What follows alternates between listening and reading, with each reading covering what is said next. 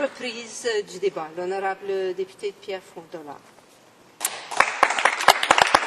Thank you. Like many of my colleagues, I have spent the summer in my riding, Pierre Fondollard, a riding in which more than 30% of the people are immigrants who have come to Canada from all over the world to search a better way of life for themselves and for their children. I have therefore often had the opportunity to take up discussions about issues relating to immigration, and I have heard a lot of frustrations and concerns about the management of immigration in Canada. Peut-être que cette introduction peut sembler déconnectée du projet de loi dont on parle aujourd'hui, et je comprends que le lien est assez faible, mais pardonnez-moi, Madame la Présidente, je ne pouvais pas commencer mon discours sans vous communiquer la déception de mes commettants qu'aujourd'hui, on ne parle pas de ces réelles préoccupations qui sont, par exemple, l'attente des immigrants quand ils font des demandes, qui sont, par exemple, la non-reconnaissance des diplômes obtenus à l'étranger, qui sont le manque de structures de financement pour l'accueil des immigrants et l'aide qu'ils reçoivent à leur adaptation. Donc, maintenant que je vous ai communiqué cette déception, qu'aujourd'hui on ne parle pas de ça, mais plutôt de mesures coercitives envers les réfugiés, je peux commencer à parler de ce projet de loi C4. I would like now to turn to research from Amnesty International, which shows that in Australia, unsympathetic views from the population towards asylum seekers are not racially motivated, nor do they stem from a lack of compassion. Rather, it found that community fear of asylum seekers stems from the myths from the media and both major political parties. I think it's fair to suspect that our own government is guilty of diffusing such fears. Let's only think back, for example, at 2009-2010, when migrants arrived on the shores of BC on two different vessels, and the Conservative government of the day showed fear that a significant number of these individuals may have had links with the Tamil Tiger, a listed terrorist organization.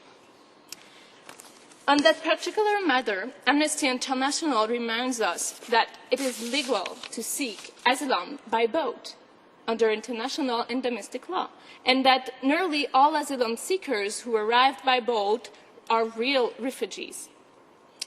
This bill will in fact create two classes of refugees, which one class of refugees who arrived by boat and the others. In this regard, the Canadian Council for Refugees states this is discriminatory and contrary to the Charter, which guarantees equality before the law. Ma collègue de Saint-Lambert, Saint-Bruno, a dit quelque chose que j'ai trouvé très intéressant. On ne choisit pas nécessairement la façon dont on s'échappe d'une catastrophe naturelle ou d'un régime qui est menaçant pour nous. On prend le premier moyen qu'on peut, le premier moyen qu'on a pour sauver notre vie ou celle de nos enfants. Donc, avec cette loi, c'est impensable de penser qu'on créera deux catégories de réfugiés basées sur la façon dont ils arrivent. Maintenant, il y a lieu de se demander pourquoi est-ce que le gouvernement va de l'avant avec ce projet de loi alors que ce n'est pas la première fois qu'il propose un projet de loi semblable. Pourquoi n'a-t-il pas plutôt tenté de modifier des choses qui permettraient de vraiment s'attaquer aux passeurs plutôt qu'aux réfugiés? Premièrement, je viens de parler du traitement différent qu'on accorde à deux catégories différentes de réfugiés. Puis, il y a aussi que le gouvernement adopte avec cette loi-là un discours basé sur la peur. On parle d'immigrants potentiellement terroristes. On parle donc de la sécurité plutôt que de parler d'une question qui touche l'immigration et la citoyenneté. Et je crois que c'est plutôt une affaire d'immigration et de citoyenneté que d'une affaire de sécurité nationale.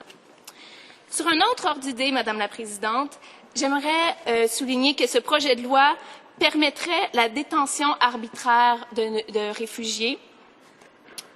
Et on en a déjà beaucoup parlé, alors je ne m'attarderai pas sur le fait que ce projet de loi pourrait pourrait permettre l'emprisonnement de réfugiés dépendamment des soupçons du ministre ou du mode d'arrivée de ces réfugiés-là. Mais j'aimerais m'attarder tout particulièrement au traitement qu'on réserve aux enfants avec ce projet de loi.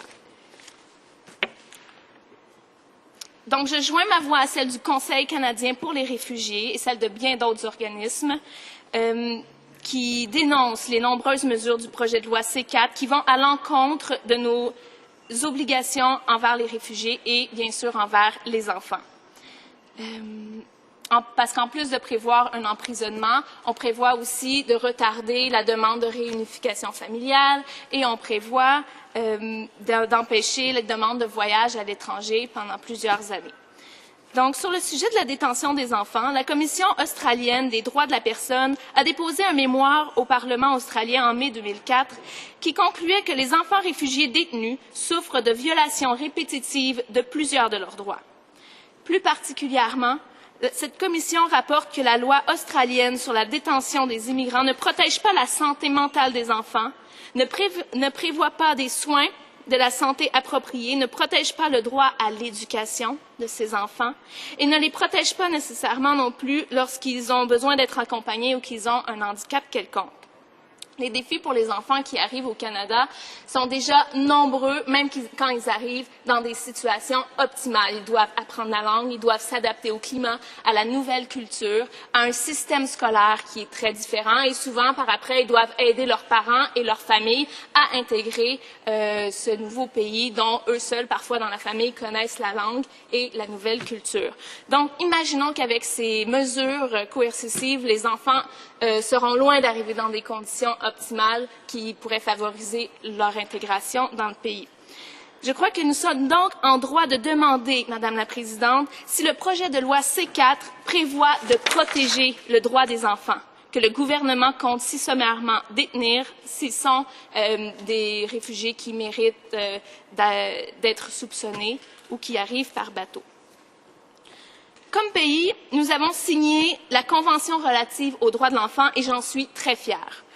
Cette convention stipule que les États signataires devront prendre les mesures législatives, administratives, sociales et éducatives pour protéger les enfants et pour prévenir toutes sortes d'abus, de négligences et de traitements négligents. Donc, ces mesures de protection sont-elles, on n'en parle pas du tout aujourd'hui. On parle du projet de loi C4, on parle de la possibilité d'emprisonner des enfants, mais on ne parle pas du tout de ce qu'on va mettre autour de ça pour protéger ces enfants qui risquent d'aller dans des centres de détention. Qu'est-ce qu'on va faire pour s'assurer que ces enfants-là reçoivent une éducation, reçoivent des soins? On n'en parle pas du tout et il y a vraiment lieu de s'inquiéter, Madame la Présidente. Le nouveau Parti démocratique s'est engagé envers les Canadiens à développer un système d'immigration juste, efficace, transparent, redevable et de mettre fin aux mesures d'immigration restrictives basées sur le secret et la décision arbitraire des ministres.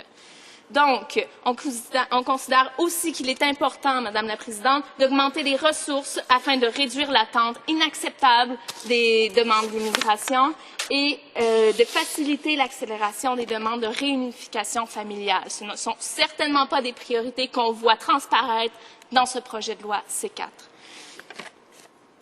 Nous touchons ici justement au noyau du problème. Les conservateurs affirment que ce projet de loi permettra de réduire l'ampleur des trafics humains. Mais en réalité, le projet de loi, dans son état actuel, concentre trop de pouvoir dans les mains du ministre de l'Immigration et pénalise injustement les réfugiés. On vient d'en parler avec mon collègue ici. On ne voit pas que des mesures qui permettraient de réduire le trafic, mais plutôt des mesures qui pénalisent les nouveaux arrivants.